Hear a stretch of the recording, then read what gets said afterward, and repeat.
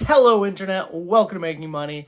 My name's Eric, and this is your Daily Dollar, our financial segment where I give you one lesson every day to help you reach your financial goals. We're not traveling anymore, but I'm also not home yet. So, one more remote video for you guys. But it's St. Patrick's Day. So, happy St. Patrick's Day, everybody. It's the day of potatoes and, Guinness and chasing snakes out of places and four-leaf clovers. I apologize. The stereotypes they don't stop.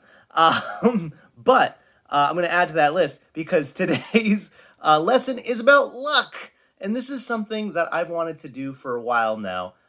The idea of a lesson on luck. But I decided to save it, not very originally for St. Patrick's Day. So today's lesson, manufacturing luck. Kind of an interesting concept, creating synthetic luck. So today we're going to be talking about a formula. It's three things that you can have as a personality or, express yourself as that creates a situation where it seems like you're very lucky, even if you're not.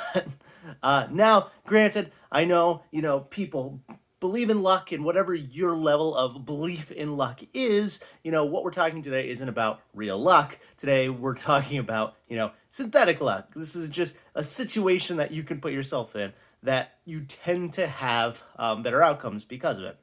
So, three things, and those three things are optimism, being an opportunist, and then being confident. Granted, if you are not these things, if you are not an optimist, if you are not confident, if you're not an opportunist, if you're not an opportunist, you might be able to work on that one. But the other two tend to be, hard to instill if you're not someone who truly believes it. But granted, if you're able to flex those three muscles, the resulting outcome looks a little bit like luck from someone who's on the sideline. So if you're a positive person who is looking for ways to advance, to grow, opportunities for new positions, and you're very confident in yourself, you tend to kind of find ways to move forward in your plans, in your goals, and in your position. This is something that I've seen from countless people. And it's kind of a weird situation to look at. And sometimes we consider these people lucky. And granted, as people, we may say that they're lucky for having these traits, which, very much could be true.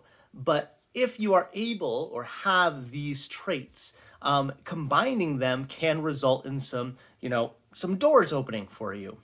And really, it's not any more, you're not any more accessible to these things than anybody else is.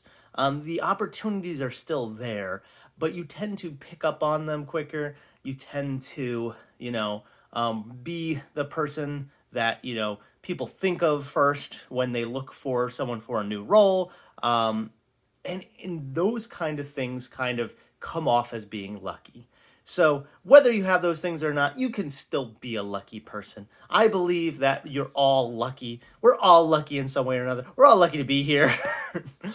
We're all lucky to be able to be working on our financial goals. But I did find this formula to be kind of interesting. And I'm interested. What do you think of this? Do you think that this is BS? Do you think that there is no connection to this and being lucky?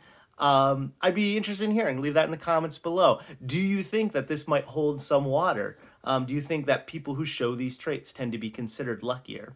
As always, I hope you guys are enjoying this series. Kind of a weird one today, just for the holiday. Also because I'm not home yet.